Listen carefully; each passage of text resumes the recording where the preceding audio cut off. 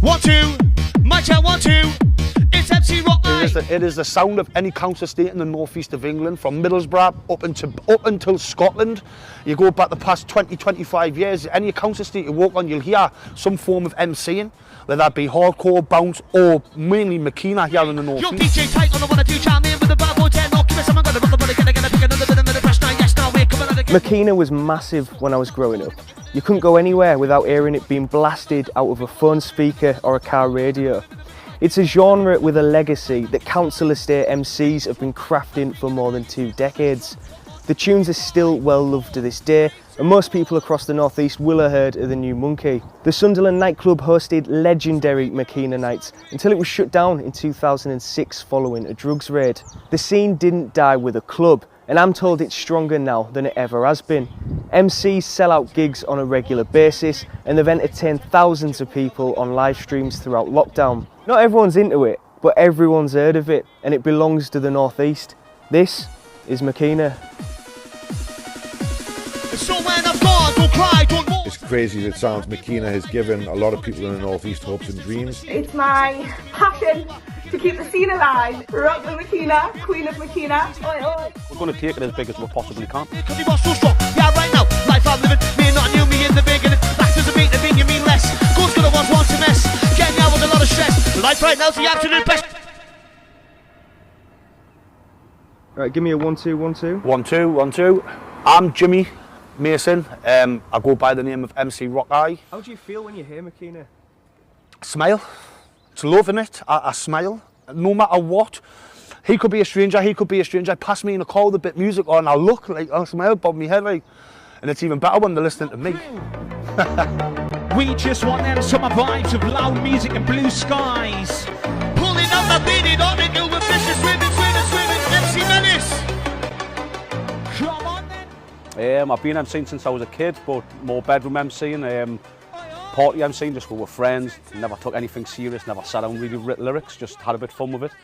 And it was about 2019, December time. I was at a social club rave event and someone didn't turn up on the mic, and obviously people used to know I used to do it a while ago, so they asked us to fill in.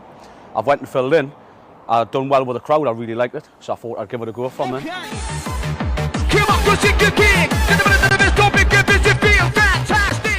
Every MC is different, and that's good about the scene. Some try and hype a crowd up, some bring emotions into lyrics, some people talk about people who've passed, like the mums, the sons, some people who they've lost, and then some people about mental health, and it's connecting to everybody, and that's what MCs try and bring, a connection to them people who are listening to the tapes or on the dance floor. Can we just take a moment to respect what he's just said? On tape, not CD, tape. Oh, sorry. Proper tape. Tape, CDs.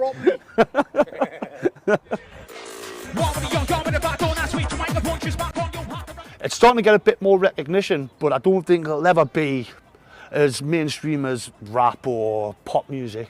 But that's how we like it though, because it's once it becomes big and mainstream, everyone's going to do it, and it makes what we do a bit less special.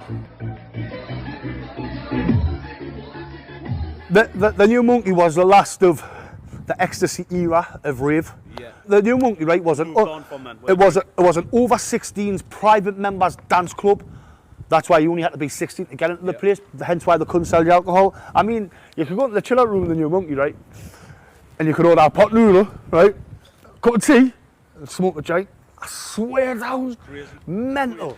Don't get us wrong, at the time it was mainly chavas who were there, but it was the most friendliest place I'd ever been in my life, and I absolutely loved every single night I went. The New Monkey was raided in March 2006. Police called it a haven for druggies. 2 former managers were each sentenced to a year in prison for permitting the supply of ecstasy and cannabis. Despite the infamy, the club is well known in the area. It was the subject of a documentary made by local filmmakers in 2019. It's something I always found interesting, you know, this sort of subculture. I think they probably described or were at the time when I was younger as sort of chavs, which I think is probably a bit of an unfair way to just describe them. But if you speak to people of a certain generation about, you know, the New Monkey and Makina, it's the sort of sound of their youth. And I mean, clubs like, for example, the New Monkey, you could get in if you were 16, you didn't have to be 18. For a lot of people, this was their first experience of a sort of nightlife like that as well, which I think holds a special place for a lot of people. What I kind of took away from it is that history sort of repeats itself. So The same thing happened when, you know, Elvis and rock came about. The same thing happened when punk came about. You know, it's kind of this idea of youth sort of rebelling in a way, but sort of coming together to find themselves. The areas where the music's kind of most popular tend to be areas where there's, you know, a lot of deprivation, a lot of unemployment, you know, and not a lot of hope. And I think Makina has been something that's had a real positive impact in those areas. It's given people a sense of ambition. It's given people a sense of importance. As crazy as it sounds, Makina has given a lot of people in the Northeast hopes and dreams. The Northeast hasn't always had the best of luck in terms of economic development, and, you know, we've had periods of huge unemployment, and the loss of heavy industry and things like that have really impacted on the people and the sense of, you know, optimism and what's available out there. So when a scene like Makina comes along that really sort of captures everyone's imagination, that's a really valuable thing, a really powerful thing. And so the main reason why I love and support Makina is because of that optimism, because of that hope it brings back into the communities. Hello, my name's Katie and I love Makina Me. The way Makina makes me feel is so euphoric, buzzing and happy. As soon as I listen to Makina, my mood's just instantly lifted. I'm 25 and I feel like my role in Makina is keeping part of the scene going, and it's my passion to keep the scene alive and just keep it going and just rock it, basically. Rock the Makina, Queen of Makina, oi oi.